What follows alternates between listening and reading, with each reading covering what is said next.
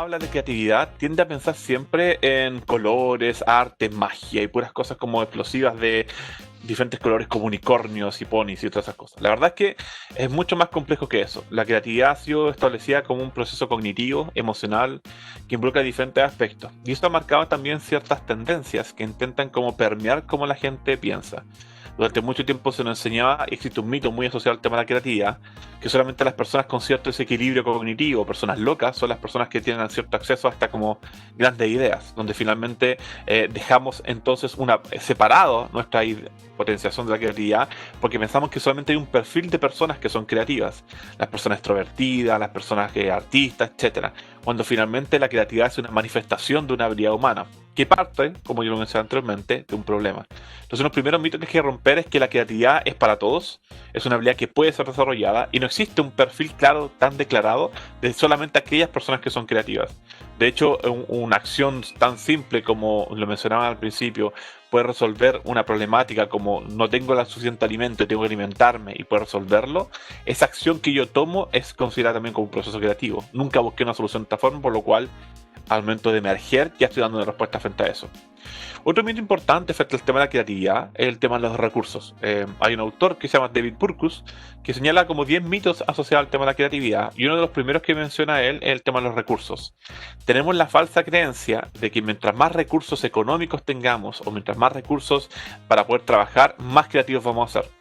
Algunas personas incluso señalan que este mito es sumamente grande porque es la falta quizás también de recursos, la necesidad que te lleva a poder solventar estos problemas. Otros mitos importantes también que existen es un mito que el autor llama como el mito de la ratonera. ¿Qué significa el mito de la ratonera? Es que el proceso creativo es un proceso sumamente complejo, desde la identificación de un problema, el planteamiento de las posibles soluciones y llegar a un producto final. El mito de la ratonera dice que muchas veces las personas hacemos este proceso de pensar una problemática, idear una solución y llevar a cabo finalmente una propuesta innovadora creativa. Sin embargo, al momento de alcanzar ese producto, como que todo el esfuerzo se termina porque finalmente lo logré. El mito de la ratonera es básicamente la trampa de alcanzar el queso y morir finalmente una vez alcanzado el queso.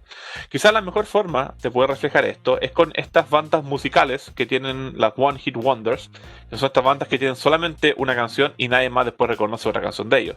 En la historia del mundo del ser humano tenemos muchas canciones de este tipo. Tenemos el ACRG, las Sketchup, no se las recuerdan.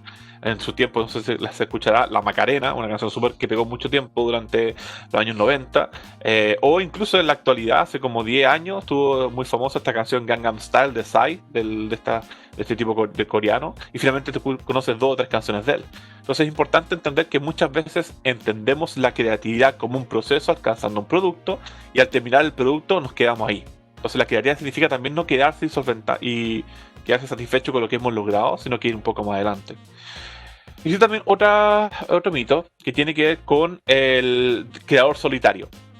Durante mucho tiempo se pensaba, porque la historia nos ha hecho creer también esta forma, cómo se presentan estos elementos, de que usualmente el creativo es una persona solitaria que vive su mundo interior y después se lo cuenta al resto.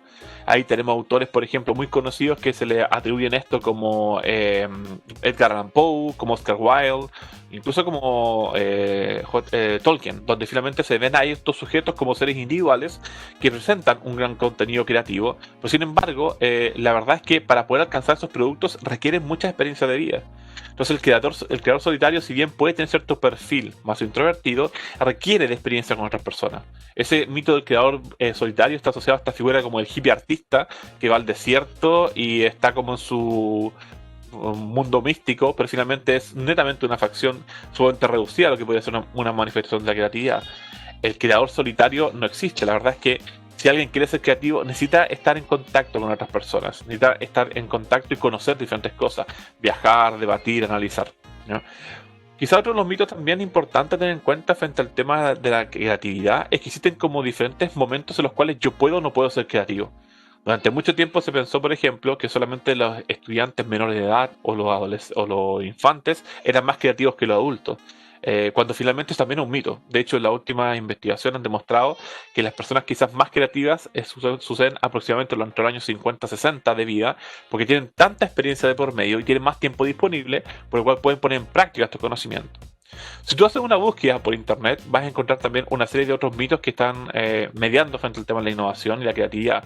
Para mí lo más importante es entender que finalmente la creatividad es un proceso dinámico, es un proceso sumamente complejo, pero también es sumamente gratificante poder alcanzarlo.